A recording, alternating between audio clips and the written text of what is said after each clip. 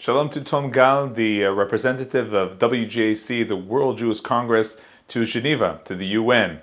Shalom. So tell us, please, about the important rally that you held there today. Well, we had approximately 1,000 people standing at the Place des Nations, the United Nations Square, just in front of the UN headquarters in Geneva. The message was a positive one. We stand here for human rights. We stand here for Israel. And we had many people actually gathering and supporting this message. And how were the responses in the street? Well, positive. Not so many people were able, a lot of people joined, obviously, the demonstration. 1,000 people is a beautiful number. The police was gathering around us to make sure that no incidents occurred. Those that did manage to come by and see the flags, ask questions, mainly had mainly positive approaches, actually joined us, supported us.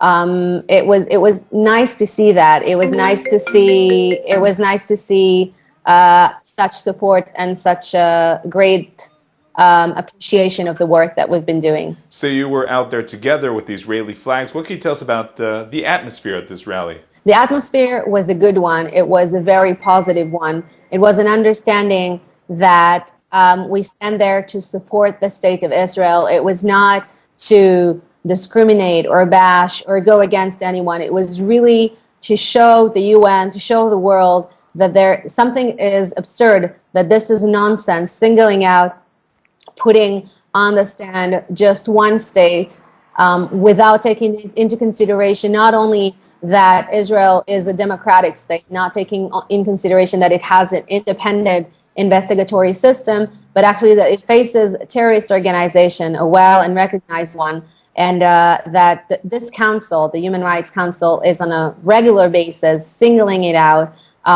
double standarding against Israel, which is absurd. Eventually, it does not promote human rights. It does exactly the opposite. How do you answer people who tell you, listen, Tom, this is a waste of time, it's a lost cause? I think that there are two approaches, actually. It's a spectrum. You can have this approach, the one you just presented, Yoni, saying, well, why won't you just quit the council? Why use that? Well, I think that for the state of Israel not attending the council, as well as for the United States and other European states refraining from attending the council on the debates on a regular basis, by the way, the situation in Israel and the territories, I think it's okay. States can do that. But we, as NGOs, we have a role. And the role is to present the reality as it is. The World Jewish Congress takes this stand because we believe that we can change it or affect it or make it be a bit more balanced. Someone needs to hear that there is another side to the story. And although we support the state of Israel and we believe that the state of Israel is right for not attending the council, because there is so much a state can suffer standing there and just hearing complaints that are not even close to be the reflection of the reality on the ground. We as NGOs and other Jewish NGOs believe that we should be there and serve as a voice. So you serve as a voice every day. Tell us about your work there really in Geneva throughout the year. So NGOs, me as a representative, I attend the council, I attend other meetings of the human rights, other meetings at the UN, at the Human Rights Council, sessions, special sessions. We monitor the work of the UN here in Geneva, and we meet other missions with the aim of presenting the interests of the Jewish diaspora, with the aim of presenting the interests of those that are living in Israel, and especially in Otef Aza. We believe that we work with delegations, we work with other UN organizations on the ground, and we mainly sit and monitor and give statements and express our points of view during the council sessions. We use our power to tell a story. It could be the story of Israel being singled out, and it could be the story of those Jewish communities that are facing anti-Semitic violent attacks in Europe and other areas of the world. And I understand that as a default, UNHRC deals with Israel all the time.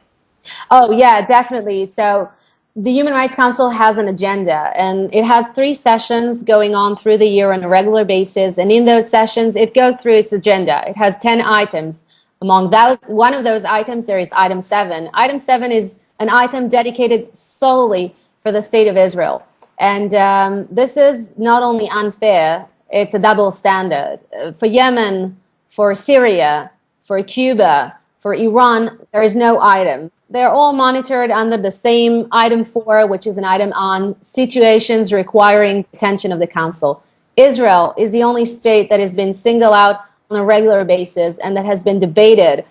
If I have some time, I can tell an anecdote. Actually, most of the times when you speak with other delegations, they say, well, it's not about just Israel, although it's unfair, but it's about the human rights of the Palestinians. So today at the Council, the delegation of Cuba, I think inadvertently, in a sense, they didn't mean that, but when they had a point of order, they said, this is not an item about Cuba, this is an item about Israel. And this shows you exactly how hypocrite and how problematic is this item. It is no longer perceived as an item to promote the human rights of Palestinians in the area of the Middle East, but it's actually an item that is used to bash, to single out, and to fight Israel and delegitimize it. Tongal, representative of WJC to Geneva to the UN, thank you very much for joining us. Thank you, Yoni.